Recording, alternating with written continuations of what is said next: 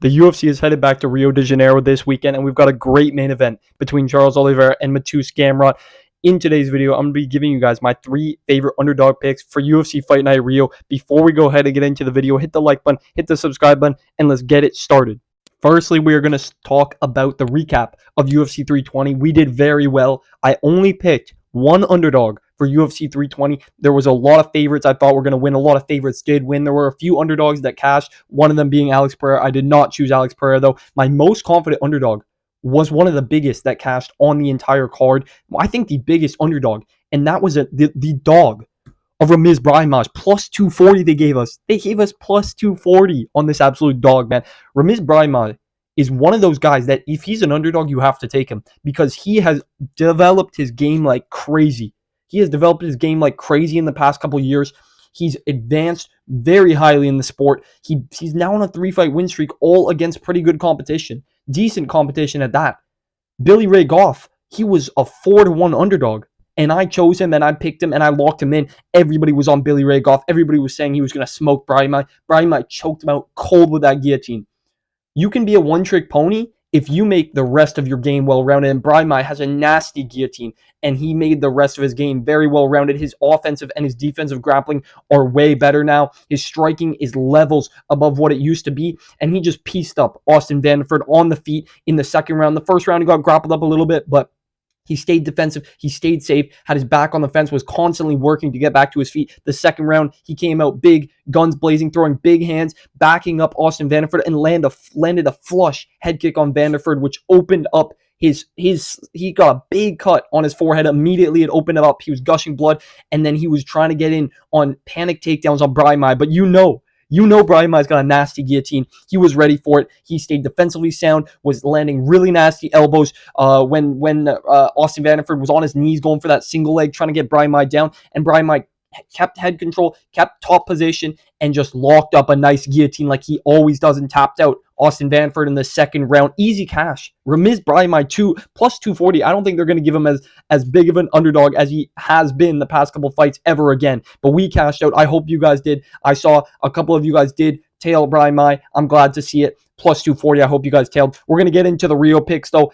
For the first UFC Fight Night Rio underdog, this is one where, honestly, I understand if you don't tail, because tailing in fights like this, it can be sketchy. But the first one is going to be Jonata Deniz.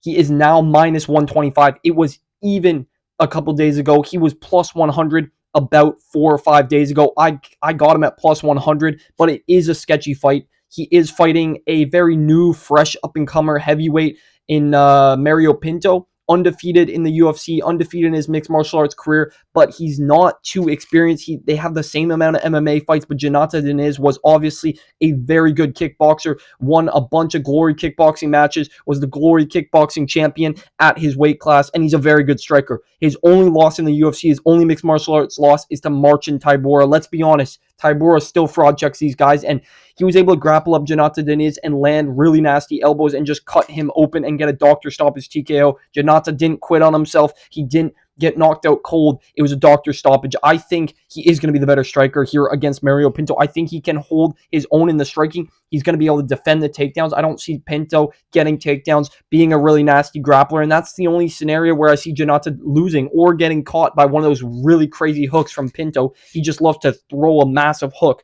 but it's pretty predictable, and I think Jonata Deniz's boxing, his experience is enough to be the better striker here and win by points. Honestly, I'm going to go Jonata Deniz by decision. I think he's just going to outpoint Mario Pinto for the first round. Maybe Pinto gets the second, but then I trust Jonata to get the third, man. I think his cardio is decent. Obviously, his last fight was kind of close with that bum Alvin Hines. But Hines was on steroids. He was on all sorts of different performance-enhancing drugs and stuff. He got caught and clipped for that. He still lost that fight, though. Jonata Deniz won that fight against a guy who was roided up and had a bunch of steroids in him. So, good win for Jonata Deniz, and I think he wins this fight against Mario Pinto. He's now minus 125. I think the odds just keep bouncing up and down, but it's worth it. Jonata minus 125. It's a little bit of a sketchy fight betting on a heavyweight matchup, but I'm picking Jonata Deniz as my first favorite underdog for UFC Fight Night Rio. We will move on, though, to the next one. My next most confident underdog for this card is a guy that I have bet against already before. In his last fight, I bet against him. But in this fight, I think it's a favorable matchup. And that guy is Jafel Filho at plus 100. I think it keeps raising now. It might be at plus 110. As when I made these graphics, it was plus 100. But Jafel Filho, plus 100. He's fighting Clayton Carpenter. He's going to be the bigger fighter, the lengthier striker, and I think he's got more power and more finishing ability in his hands and on the ground. Jafel Filho is very nasty in the Brazilian Jiu-Jitsu. His BJJ is really clean, really slick transitions, good grappling, really, really dominant on the ground. You know, he almost subbed Makayev, most notably. He ripped and shredded Makayev's kneecap and destroyed his ligaments just by pulling that knee bar. I think, yeah, he had a really nasty knee bar, almost subbed Makayev, really destroyed his leg, but then got subbed later on because he was tired in the third.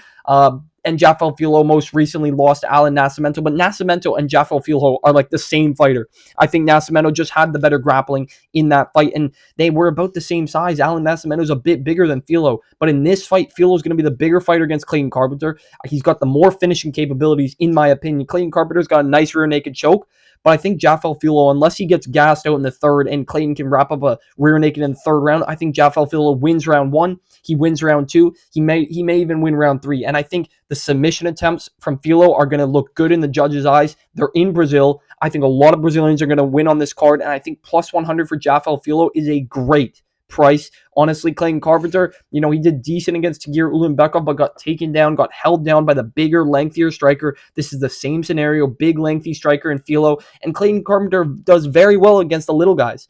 Another guy fighting on Rio on this card, Rocha, you know, he fought Clayton Carpenter, and he's the littler guy, and Clayton's able to beat up these little guys. He's able to beat these guys who are 5'3", 5'4", don't have very good grappling defense. He also subbed another guy, Luan. It might not be Luan. I'm thinking Luan Lacerda. He's also on this card.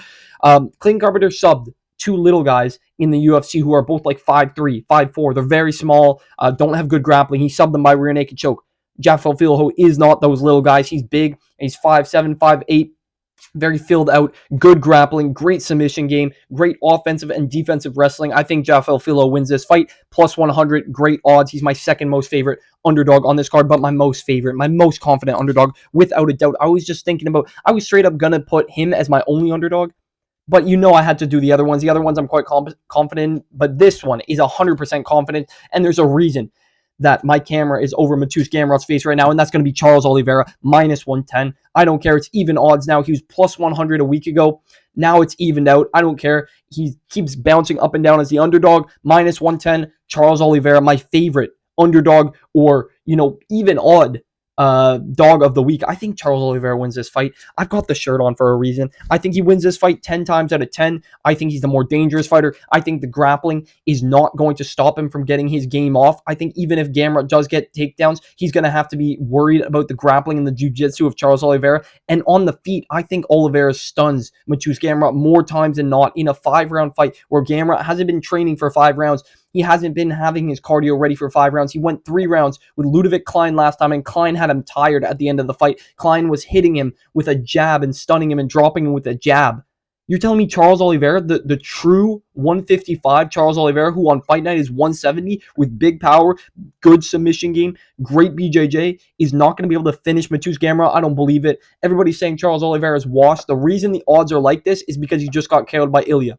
If this fight was booked before Ilya, Charles would have been he probably would have been a minus 200, minus 200, minus 300 against Mateusz Gamrot. The better finisher, great BJJ, good wrestling as well. We're gonna pretend like him getting wrestled by Arman Tsarukyan shows that he has bad wrestling. I think Arman Tsarukyan has nasty wrestling because he's got those really nice ground and pound shots. Mateusz Gamrot doesn't have that.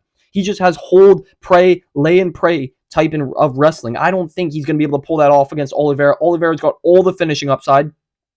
His chin is a little questionable after that Ilya fight, but I think that's just Ilya Taporia. He knocked out Volk. He knocked out Max. Both of them after that fight won their fights. And Volk won against a very dangerous Lopez. Max won against a very dangerous Poirier. Oliveira's fighting Mateusz Gamrot, who's not dangerous. He's not dangerous. All of his finishes are by fluke finish. All right? People saying, oh, he TKO'd Diego Ferreira. Yeah, he landed a knee on him and broke his rib. All right? That's an injury. That's an injury. Maybe he implicated that injury, but that's an injury. What happened to Fiziev? Fiziev tore up his leg. All right? That wasn't because of Gamrot. Those are injury finishes. That's all Gamrot has are injury finishes. He's got that one Kimura over Jeremy Stevens with 0 grappling. I don't think he has any chance of finishing Oliveira. He needs to have perfect cardio for 5 rounds, out-grapple Oliveira for 5 rounds without getting guillotined, Darce choked, rear naked choked, KO'd, TKO'd. You're telling me 5 rounds he can be perfect? I don't think he can on short notice without a full training camp. If this was a full training camp, I would look at this fight a little differently. I would still pick Oliveira, but in this spot, in the scenario this is in Rio de Janeiro, Oliveira with all the energy and all the motivation in this fight, I think he wins this fight 10 times out of 10. -110 Oliveira feels like a free pick, in my opinion, and I am locking this one in as my most confident underdog for UFC Fight Night Rio. If you guys did enjoy the video, hit the like button, hit the subscribe button, drop it down in the comments who your most confident underdog for UFC Fight Night Rio is, and I will catch you guys in the next video. See you.